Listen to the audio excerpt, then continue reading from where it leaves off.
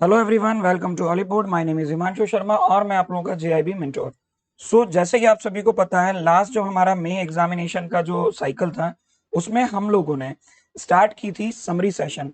अब वो summary session due to some reasons हम उसे पूरा कर नहीं पाए थे और उस समरी सेशन को हम लोग अब करने जा रहे हैं कंप्लीट। तो जैसे कि आप सभी लोगों को पता ही है कि समरी सेशन के साथ हम लोग क्या करते हैं, इसमें इंपॉर्टेंट फैक्ट्स जो होते हैं उस टॉपिक के, उसको हम कवर अप कर लेते हैं। तो चलिए स्टार्ट करते हैं हम हमारा session with the first point. और आज का जो हमारा पहला यूनिट है, इस यूनिट की अगर हम बात करें तो ये इस यूनिट का नाम है non banking finance company. Non banking finance companies का मतलब क्या होता है? बैंकिंग कंपनी आप समझते हैं। देखिए, नॉन बैंकिंग फाइनेंस कंपनीज का मतलब होता है बैंकिंग की तरह काम करें बट वो बैंक्स ना हो, that's why they known as the non banking finance companies. तो कुछ इंपॉर्टेंट पॉइंट्स हैं, जैसे कि अगर मैं बात करूं एनबीएफसी की, तो एनबीएफसी जो हमारी कंट्री की इकोनॉमिक ग्रोथ में एक बहुत ही बड़े कॉन्ट्रीब्यूटर के रूप में काम करते हैं। NBFC non banking finance companies जो होती हैं, या हम बात करें बैंकिंग, फाइनेंशियल सर्विसेज और इंश्योरेंस, इन सभी सेक्टर के ग्रोथ के लिए जो एनबीएफसी होती हैं बहुत इंपॉर्टेंट होती हैं, राइट? बहुत इंपॉर्टेंट होती हैं, ठीक है। ऑन द बैंकिंग साइड अगर हम बात करें, बैंकिंग साइड पे अगर हम बात करें तो they have emerged as the suitable alternative for banks. मतलब ये कि अगर हम बैंक का अल्टरनेटिव ढूंढते हैं तो हमें एक सुइटेबल अल्टरनेटिव के रूप में एनबीएफसी उभरती हुई दिखाई देती हैं, चाहे वो फंड रेज करने वाले बिजनेस से रिलेटेड हो या किसी भी चीज से। ये ऑफर करते हैं क्रेडिट फैसिलिटीज उन रिमोट लोकेशंस पर जहां पर बैंकिंग सर्विसेज नहीं है, और ये सपोर्ट करते हैं उन इंडिविजुअल्स को जो अभी तक बैंकिंग सर्विसेज उनको नहीं मिल रही है। Non banking finance companies underpins the weaker section of the society, जो सोसाइटी के समाज के पिछड़े हुए लोग। और पिछड़े हुए लोग किस सेंस में? तो पिछड़े हुए लोग किस सेंस में? सर्विसेज के सेंस में। They are by bringing equilibrium to the economy. Equilibrium का मतलब होता है टू इक्वली, एक ऐसी कंडीशन जहां पर हमें किसी चीज को बैलेंस कर देना, that is called the equilibrium. कोई भी नॉन बैंकिंग फाइनेंस कंपनी जो होती है वो रजिस्टर्ड की जाती है कंपनीज एक्ट में। याद रखिएगा, जो पुरानी कंपनीज है कंपनीज एक्ट 1956 में, और जो नई एनबीएफसी हैं ये कंपनीज एक्ट 2013 में लाइसेंस्ड होंगी। ये एंगेज होते हैं business of loans, advances, acquisition, shares, stocks, bond, debentures में, securities issued by the government और लोकल अथॉरिटीज, और मार्केटेबल सिक्योरिटीज जैसे कि लीजिंग का बिजनेस है, हायर परचेज है, इंश्योरेंस बिजनेस है, चिट बिजनेसेस हैं। लेकिन इसमें हम इंक्लूड नहीं करेंगे किसी भी इंस्टीट्यूशंस को जिनका principal business agricultural activity, industrial activity, purchase, sale, या फिर किसी भी तरीके के गुड्स को अदर देन द सिक्योरिटी की हम बात करें, उसको ये यहाँ पर इन एक्टिविटीज में इन्वॉल्व होगा। मतलब अगर मैं एनबीएफसी की बात करूं तो एनबीएफसी में हम कवर अप नहीं करते हैं उन बिजनेसेस से इन्वॉल्व कंपनीज को जो agriculture activity, industrial activity,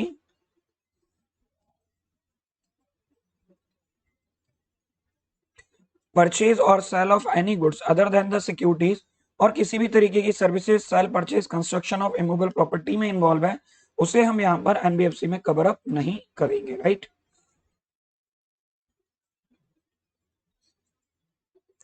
non banking finance institution की अगर मैं बात करूं, उन कंपनीज का प्रिंसिपल बिजनेस होता है डिपॉजिट रिसीव करने का, एनी स्कीम और अरेंजमेंट जो कि लमसम और इंस्टॉलमेंट्स में हो सकती है, जैसे कि कॉन्ट्रीब्यूशन सिस्टम के बेसिस पर। जैसे कि नॉन बैंकिंग फाइनेंस कंपनीज जो होती हैं वो रेसिडरी एनबीएफसी, जो NBFC not a part of the payment and settlement system. NBFC जो होती हैं वो पेमेंट एंड सेटलमेंट सिस्टम का पार्ट नहीं होती हैं, और ये इशू नहीं कर सकती check drawn itself, or cannot also they also cannot borrow from the RBI, और ये आरबीआई से पैसा उधार भी नहीं ले सकते। तो इंपॉर्टेंट पॉइंट यहाँ याद रखना, पहला इंपॉर्टेंट पॉइंट ये है कि एनबीएफसी जो होती हैं वो पेमेंट और सेटलमेंट सिस्टम का पार्ट नहीं होती हैं, और ये चेक इशू नहीं कर सकते, ड्रॉ नहीं कर सकते खुद के नाम पर, और ये आरबीआई से पैसा उधार भी नहीं ले सकते हैं। जो फर्स्ट फेज है वो स्टार्ट हुआ था इंडिपेंडेंस के पहले, जहां पर प्रिस्क्राइब करता है ये फाइनेंशियल सेक्टर जिसने डेवलपमेंट गोल्स अचीव किए हैं इस पीरियड में।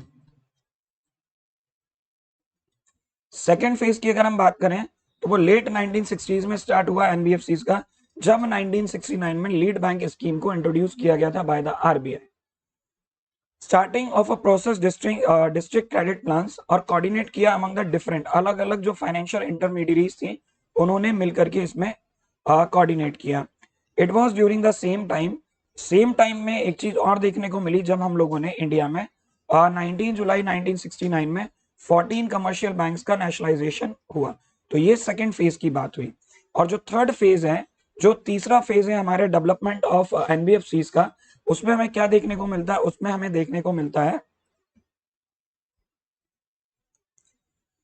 Marked off the modern micro finance movement, the self help group bank linkage programme, जो कि फॉर्मली लॉन्च किया था नाबार्ड ने।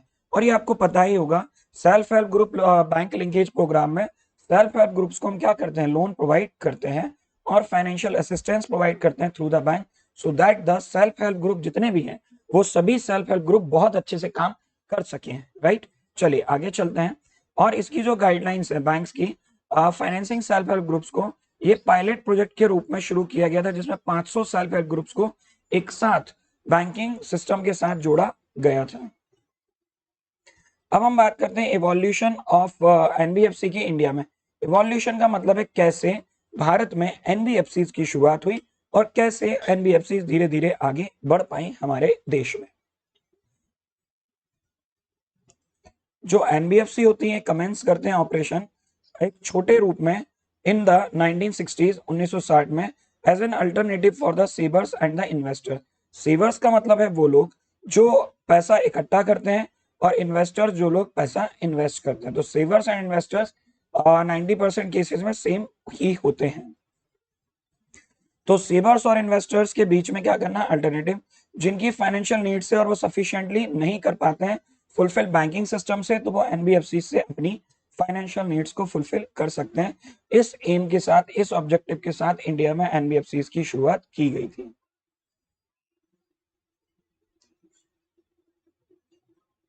ये फिक्स डिपॉजिट्स को इनवाइट करते हैं इन्वेस्टर्स के, वर्कआउट करता है जैसे लीजिंग डील्स हैं इंडस्ट्रियल फर्म्स के बीच में या उनके लिए। इन द फर्स्ट स्टेज, पहले स्टेज में डेवलपमेंट जो हुआ उसमें कंपनीज एक्ट रेगुलेशन, एनबीएफसी को कंपनीज एक्ट के थ्रू रेगुलेट किया गया।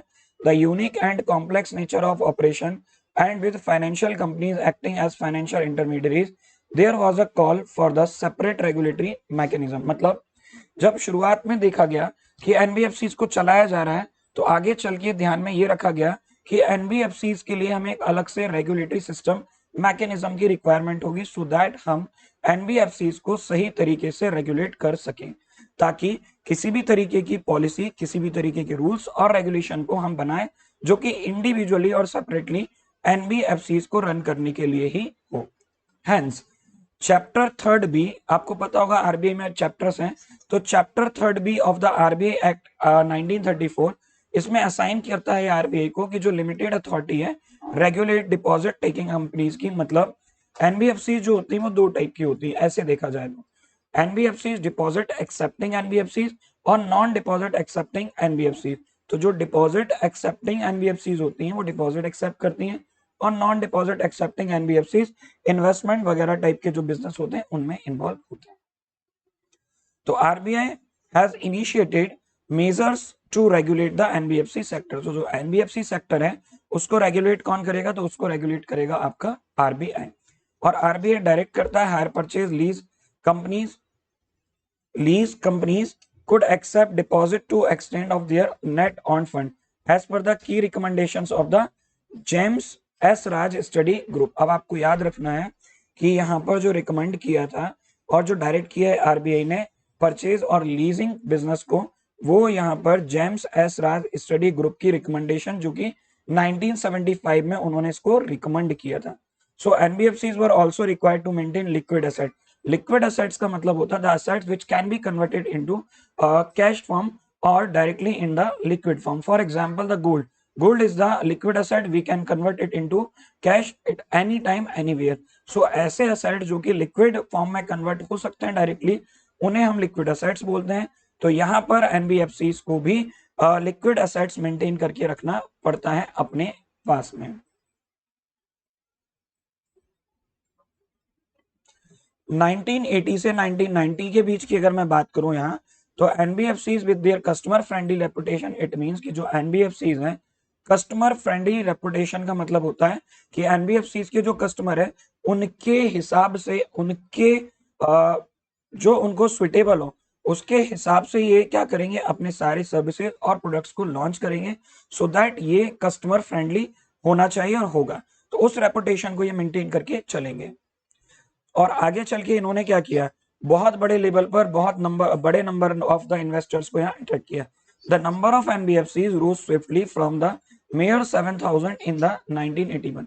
मतलब अगर अपन नंबर ऑफ एनबीएफसीज की बात करें इंडिया में, तो 1981 में भारत में लगभग 7,000 एनबीएफसीज को यहाँ पर चलते हुए हमने देखा, right. Around 30,000 NBFCs in the 1992, और 1992 में 30,000 एनबीएफसीज भारत में आई, which made the RBI fail to need the regulate the industry more effectively. और जब नंबर ऑफ एनबीएफसीज हमारे देश में बढ़ी, तो आरबीआई को जरूरत पड़ी कि वो यहाँ पर इस इंडस्ट्री को रेगुलेट करने के लिए क्या करें, और अच्छे से इफेक्टिवली इसे रेगुलेट कर पाए, क्योंकि नंबर ऑफ एंटिटीज है, नंबर ऑफ इंडस्ट्रीज ज्यादा है, तो ज्यादा अच्छे से ध्यान देना पड़ेगा और ज्यादा अच्छे से ध्यान देना चाहिए, राइट।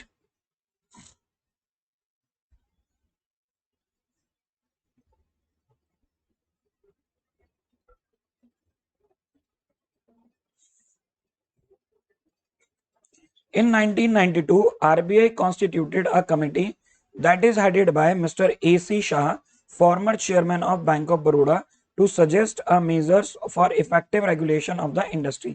अब यहाँ पर क्या हुआ, आरबीआई ने कमेटी बनाई, कमेटी का नाम जो हेड थे वो थे एसी शाह, इसीलिए इसको हम शाह कमेटी के नाम से जानते हैं। He was the former chairman of bank of Baroda, और इन्होंने सजेस्ट किया कि आपको इफेक्टिव रेगुलेशन मेजर्स होने चाहिए ताकि आप इस इंडस्ट्री को रेगुलेट कर पाए। शाह कमेटी की रिकमेंडेशंस में इंक्लूड करता है compulsory registration to prudential norms. Prudential norms का मतलब होता है जो रूल्स और रेगुलेशंस बनाते हैं वो, और लिमिट्स वगैरह। In January 1997 there were major changes in the RBI act, मतलब 1997 में आरबीआई एक्ट में कुछ चेंजेस किए गए सो दैट हम इफेक्टिवली एनबीएफसीज को रेगुलेट कर सकें, specially chapter 3B, 3C and 5th, क्योंकि ये जो था एक्ट का जो ये चैप्टर्स थे, ये तीनों ही चैप्टर्स डील करते हैं एनबीएफसीज के रेगुलेशन के साथ में, राइट। और इसी के साथ एक सुपरवाइजरी, एक इफेक्टिव स्ट्रक्चर तैयार किया गया ताकि हम एनबीएफसीज को स्मूथली बहुत अच्छे से चला सकें। After the amendment of this act 1997, NBFCs have grown significantly, और इसके बाद और तेजी से एनबीएफसीज ग्रो करने लगी हमारी कंट्री में, मतलब इंडिया में।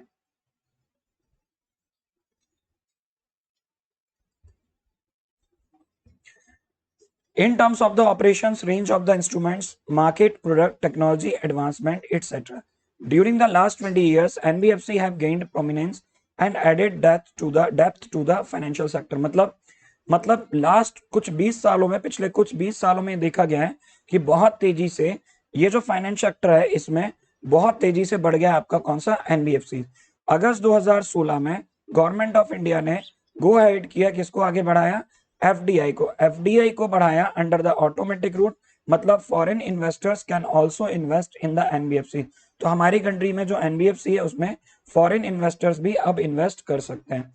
अगर हम बात करें रेगुलेटर ऑफ एनबीएफसी की, तो ध्यान से सुनिएगा, इससे रिलेटेड एक क्वेश्चन मई 2023 में पूछा गया था। रेगुलेटर की बात करें तो in terms of the powers given to RBI under the Reserve Bank of India act, it regulates the section of the NBFC. मतलब एनबीएफसी को रेगुलेट कौन करेगा, तो एनबीएफसी को रेगुलेट करेगा RBI.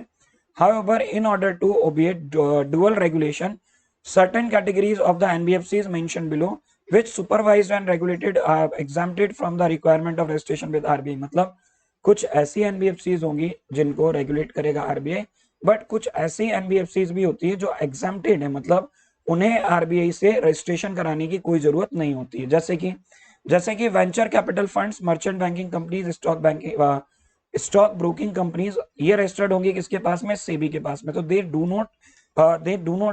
Don't need to register with the RBI, तो ये RBI के पास रजिस्टर नहीं होंगी, ठीक है। इंश्योरेंस कंपनी ये एडाई के पास होंगी, इनको रजिस्टर करना पड़ेगा insurance regulatory development authority of India के पास में। निधि कंपनीज, ये याद रखिएगा, Nidhi companies under section 620A of the companies act 1956 में आती है और इनको रेगुलेट करती है मिनिस्ट्री ऑफ कॉर्पोरेट अफेयर्स। ये क्वेश्चन एग्जाम में पूछा गया था। चिट फंड कंपनीज जो होती हैं ये स्टेट गवर्नमेंट इनको रेगुलेट करता है। डिफाइंड, इन्हें डिफाइन किया गया section 2B of the chit fund act 1982 में। हाउसिंग फाइनेंस कंपनीज को रेगुलेट करता है कौन? NHB। और रेगुलेट करेगा NHB और सुपरवाइज करेगा RBI। स्टॉक एक्सचेंज और म्यूचुअल बेनिफिट कंपनीज जो होती हैं इन्हें रेगुलेट करता है सेबी, मतलब है तो ये NBFC, बट इन NBFCs को डायरेक्टली RBI रेगुलेट नहीं करता है। They are the NBFCs that are exempted from the regulation of RBI। अब हम बात करें यहाँ पर कितने टाइप की NBFCs होती हैं। कंपनीज जो रजिस्टर्ड होती हैं under section 3 of the companies act, उसमें आपकी NBFCs regulated by the other regulations. NBFCs वो RBI के अंडर रजिस्टर्ड होंगी। NBFCs जो कि नॉन फाइनेंस कंपनीज हैं, authority regulation supervision types of the financial institution. So यहाँ पर वो हैं जो RBI के रेगुलेशन में आते हैं। हाउसिंग फाइनेंस इंस्टीट्यूशन अलग होते हैं, मर्चेंट बैंकिंग कंपनीज अलग होंगी, निधि कंपनीज अलग होंगी, चिट फंड कंपनीज, ये टाइप्स ऑफ फाइनेंशियल इंस्टीट्यूशन है। अथॉरिटीज जैसे कि मैंने आपको यहाँ इंडिविजुअली बता दिया, यही सारी चीजें यहाँ पर दिखाई दे रही हैं, राइट। चलिए अब अगर मैं बात करूं या अगर हम बात करें यहाँ पर किस चीज की, क्लासिफिकेशन ऑफ NBFCs की, टाइप्स ऑफ NBFCs की, तो टाइप्स ऑफ NBFCs की बात करते हैं। 3 टाइप की NBFCs होती हैं, लाइबिलिटी बेस्ड, एक्टिविटी बेस्ड और साइज्ड बेस्ड। इसमें सबसे पहले हम आते हैं liability based. Liability based NBFCs जो होती हैं इसमें कैटेगरी A कंपनीज होंगी और इनमें NBFCs वो होंगी जो पब्लिक डिपॉजिट को एक्सेप्ट करती हैं और उनको ही हम NBFCs मतलब डिपॉजिट एक्सेप्टिंग NBFCs बोलते हैं, या फिर NBFCs D के साथ में ये इन्हें हम क्या करेंगे, प्रोनाउंस करेंगे। एंड कैटेगरी B कंपनीज होंगी जो कि NBFCs होंगी not accepting deposit, it means कि the NBFCs which can not accept deposit from the public, और उनको हम NBFCs ND बोलते हैं। NBFCs D जिन्हें डिपॉजिट एक्सेप्टिंग NBFCs होती हैं, इन्हें capital adequacy, liquid asset maintain करना पड़ता है, एक्सपोजर नॉर्म्स इन्हें फॉलो करने पड़ते हैं, असेट्स लायबिलिटी मैनेजमेंट डिसिप्लिन, ये सारी चीजें इनको मेंटेन करनी पड़ती हैं। दूसरी अगर मैं बात करूं एक्टिविटी बेस्ड की, एक्टिविटी बेस्ड का मतलब है जो NBFCs जिस तरीके का काम करती हैं उन्हें उस कैटेगरी में, उस एक्टिविटी में रखते हैं। For example assets finance companies, loan companies, investment companies, infrastructure finance companies, systemically important core investment companies, infrastructure debt fund, NBFCs, microfinance institutions, residuary NBFCs, NBFC factors, NBFC non-operating financing, financial holding companies, mortgage guarantee companies, NBFC account aggregators, NBFC peer-to-peer lending platform, etc. अगर हम बात करें size based classification की, तो size based का मतलब क्या होता है कि किस तरीके से NBFCs को साइज के बेसिस पर आपने कैटेगराइज किया हुआ है, right.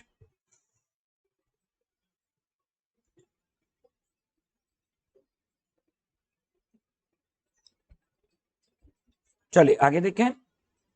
So at present non deposit taking NBFCs जो होती हैं जिनका असेट साइज 500 करोड़ और अबव होता है, ये टर्म्ड होते हैं systemically important non deposit taking NBFCs, और इनकी जो प्रूडेंशियल रेगुलेशंस होती हैं, कैपिटल एडिक्वेसी, इनको सभी चीजों को मेंटेन करना होता है। तो साइज बेस्ड का मतलब होता है जिनका असेट साइज ₹500 करोड़ और अबव होता है, वो साइज बेस्ड क्लासिफिकेशन में अलग अलग कैटेगरी में आएंगे।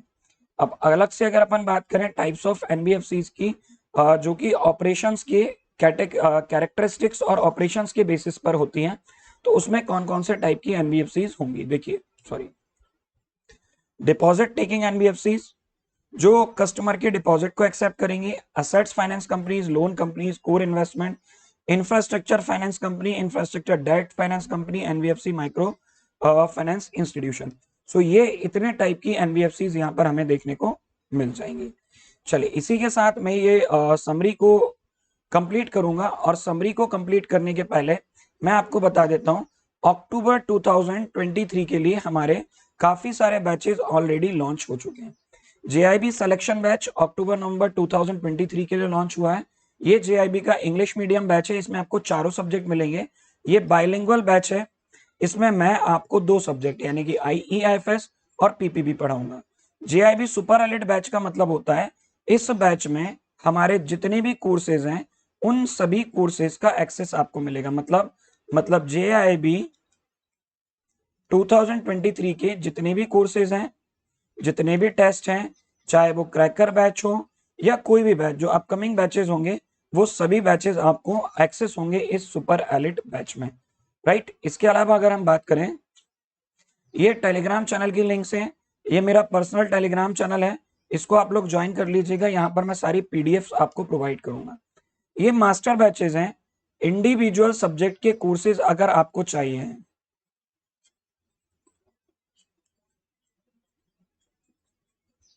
तो वो भी आपको यहाँ मिल जाएंगे। ये IAFS का है English medium master batch, retail banking wealth management, और ये है आपका AFM का। ऐसे ही ये आपके बायलिंगुअल के भी बैचेस आपको मिल जाएंगे सभी। सो ये बैच जो है स्टार्ट हो चुका है 6 जून से, ये 4 जून से, और ये स्टार्ट होगा 14 जून से।